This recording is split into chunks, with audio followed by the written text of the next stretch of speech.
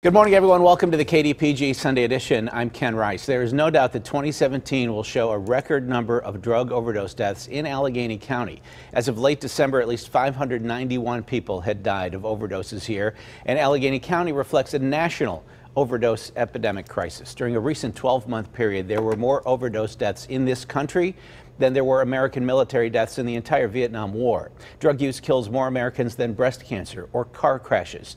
Last month, U.S. Attorney General Jeff Sessions announced the formation of an FBI task force to investigate and prosecute violent crimes, some of which are tied to the opioid epidemic. Marty Griffin has more on how this task force will work.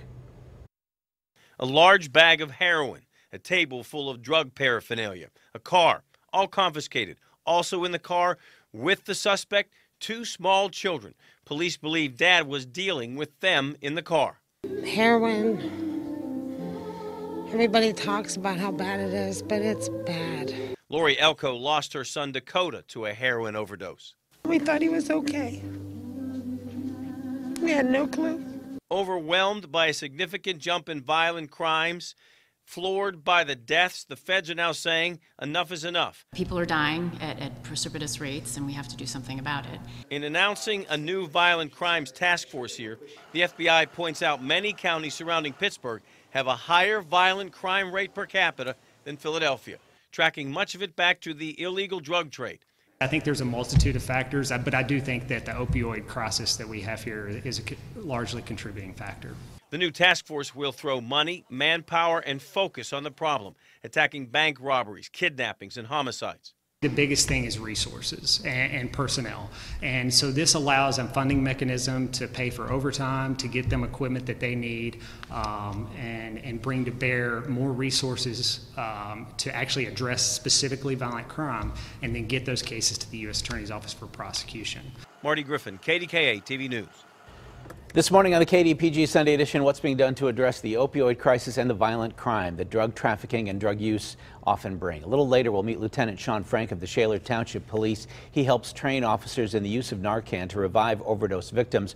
Right now, though, we welcome two people from the Pittsburgh office of the FBI. Chad Yarbrough is Assistant Special Agent in charge. Sean Brokos is Supervisory Special Agent for the FBI in Pittsburgh. David Shribman is away this week. John Allison, Editorial Page Editor for the Post-Gazette, joins us. John, always nice to have you along. Welcome to both of you. Happy New Year, both of you. Thank you. So when Attorney General Sessions announced the creation of the task force, there's one here and there's one in Charlotte, North Carolina. Why Pittsburgh? And we'll leave Charlotte alone for the time being. Sure. Well, about a year, the process has been going on about a year as far as getting approvals and funding for this task force. And what we saw were, over the past couple of years, a sustained level of violent crime rates, both in Pittsburgh and the greater Pittsburgh area, twice that of the national average of per capita citizenship in the area. So we decided we had to do something, and this was what we felt was one of the better mechanisms that we had in our toolbox to address that threat. So Pittsburgh went to Washington and said, we need help, or Washington said to Pittsburgh, hey, we see what's going on, we want to give some extra help to you and to Charlotte? No, it was initiated here by FBI Pittsburgh, and we obviously have coordinated closely with our headquarters division and with the Department of Justice. At the end of the day, it was an approval process both internally at the FBI and then finally with the Department of Justice. So what specifically did the FBI in Pittsburgh ask for, and what are you getting? Sure. Well, we asked for obviously a formation of a task force in which we could fund overtime for officers on our task force, as well as equipment, whether that be vehicles, technology, computers, the such, to be sure that we coordinate our efforts and address the violent crime. You felt that some of that was lacking. You didn't have enough money to pay overtime, as much overtime as you would like? True. Departments obviously struggle sometimes with funding and overtime for their officers, and this is a mechanism that we can use to supplement that and allow their officers that overtime reimbursement federally. So you're not hiring new agents, you're paying the ones that you have to work more? Well, that overtime is strictly for officers that will be on the task force. Okay. Agents, unfortunately, are salaried. Okay, so you're working with officers who are coming in from, is it one or more? There will be 4. Okay, from Shaler? Various departments. Right now we have confirmed commitments and have started Shaler and Allegheny County Sheriff's Office, and we have 2 other departments that are tentative, and we're working out the details. Okay.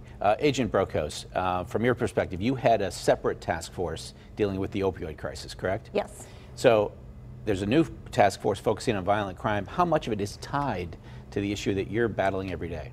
There's going to be a large correlation. There already is. We've seen, as far as I run an opiate overdose task force, so we are responding to the local overdoses and trying to work back towards the supplier.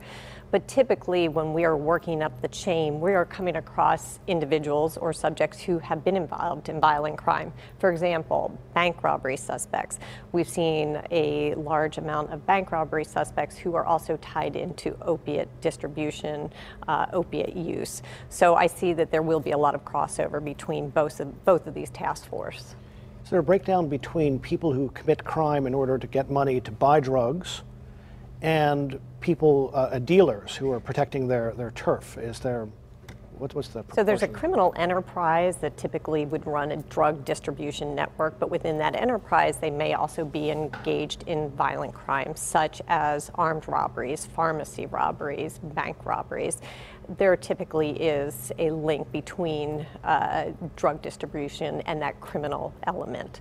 As far as the users or those suffering from addiction, they are also engaging in criminal activity to sustain a habit.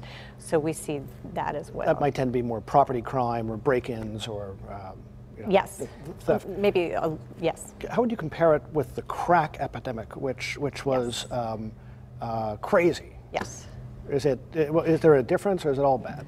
The distinction to me with this, and I was involved in the crack epidemic. I used to work in Newark, and when the onset of crack was happening, we were right in the midst of it. And we worked that like a criminal enterprise as well with the distribution of crack. The distinction with this epidemic, at least in my opinion, is that we are seeing fentanyl. There is some crack, there's some cocaine, but we are seeing heroin and largely fentanyl now. And fentanyl, as we all know, is fatal, whether it's from a law enforcement perspective, being exposed to it, or it's from the end user or victim who thought they were buying heroin and it turns out it was laced with fentanyl. So it's the level of fatality and the level of danger that's associated with fentanyl that really did not happen as much in the crack epidemic. So when announcing these task forces, Attorney General Sessions actually went to Charlotte to make the announcement there that these task forces would be established in Charlotte and in Pittsburgh. The Charlotte Observer wrote about this and quoted a former Charlotte lawyer who now runs the Harvard University Fair Punishment Project, and he was critical of this. He said instead of the approach that Washington is taking, Charlotte and other communities, he says, have been better served by focusing on understanding and addressing the root causes of crime. So this is something that you're not unaware of. No. It's something that goes hand in hand with enforcement, correct? And it's something we are doing because behind these task forces, these are law enforcement actions, but we also run community outreach and prevention. For example, we have an initiative is called HOPE, Heroin Outreach, Prevention, and Education.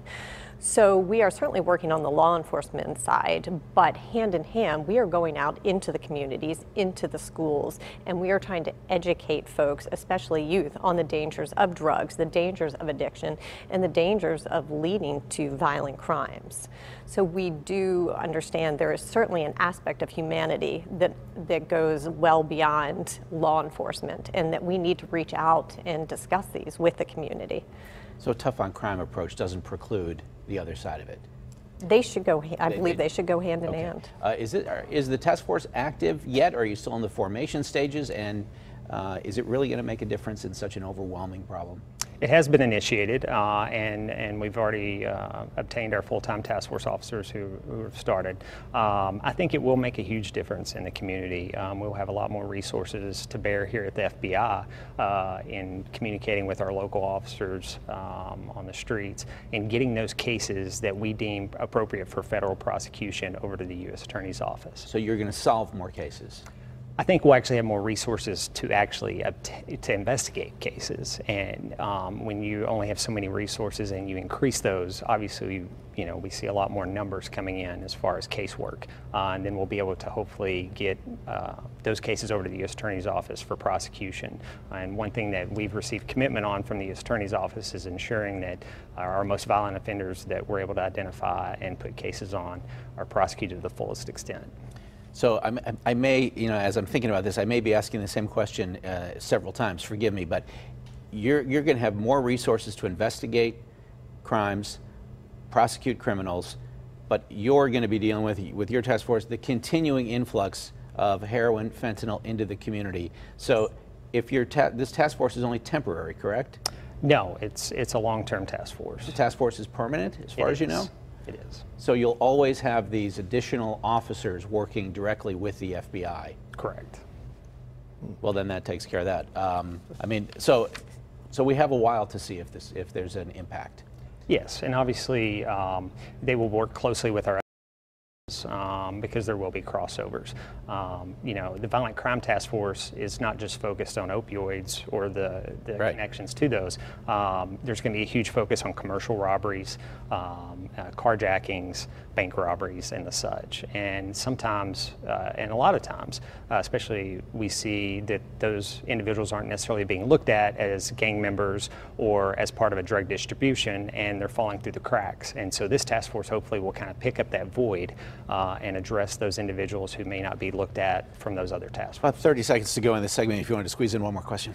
Is Incarceration part of your thinking here? I mean, I know your job is not the ultimate justice, but you know, we've said we can't jail ourselves out of this problem during the treatment. But Right. but how many people need to be off the streets, or do you see jails being filled up by this? Take the treatment. Yes, I think what we do should be a deterrent. So if somebody is involved in selling a fatal amount of heroin or fentanyl that leads to a death or even an overdose, we can charge that individual with a 20-year mandatory minimum, which is a very significant impact. And we are hoping that that serves as a deterrent. While it may not stop drug dealing in its entirety, at least maybe people will think twice before they engage in drug distribution. Part of the solution, if not the entire solution. Yes. Yeah. All right, we have to take a break. When we come back, Lieutenant Sean Frank of the Shaler Township Police Department will join us. Back in just a moment.